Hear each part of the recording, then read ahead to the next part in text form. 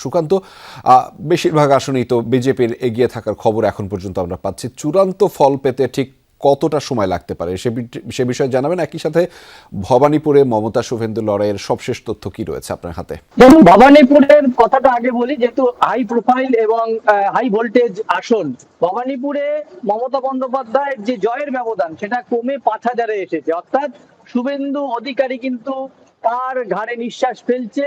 এখনো 2 থেকে 3 রাউন্ড গোনা বাকি রয়েছে ভবানীপুরের ক্ষেত্রে।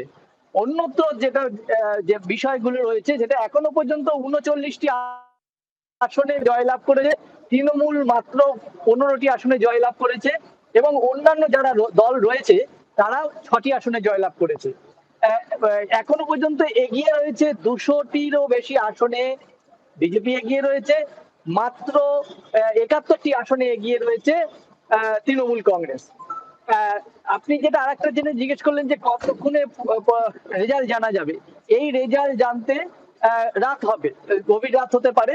তার কারণ প্রতিকূল আবহাওয়া রয়েছে, কলকাতায় ভারী বৃষ্টি হচ্ছে, দমকা হাওয়া চলছে, তার মধ্যেও কিন্তু গণনা কার্য চলছে এবং তার সাথে যেহেতু বিজেপির সব দিকে জয় হচ্ছে, গেরুয়া আবির খেলছে বিজেপির কর্মী সমর্থকরা। পাশাপাশি পাল্লা দিয়ে চলছে সহিংসতার ঘটনা, পাহাড় থেকে সমুদ্র সব জায়গায় কিন্তু শাসক দল আগে যারা ছিলেন তৃণমূল কংগ্রেস, তাদের পার্টি অফিস এবং যে নেতাদের বাড়ি, সেখানেও হার ঘটনা ঘটেছে, জানমালেরও ক্ষতি খবর এসেছে। তবে প্রত্যেকটা ক্ষেত্রে কেন্দ্রীয় বাহিনী কিন্তু পরিস্থিতি মোকাবিলা করছে। এখন দেখা যাক রাত বাড়লে যে জয়ের ব্যবধান এবং জয়ের আসনের সংখ্যা কত আসে, আর তার সঙ্গে সহিংসতার নতুন কোনো খবর আসে কিনা। রেজা।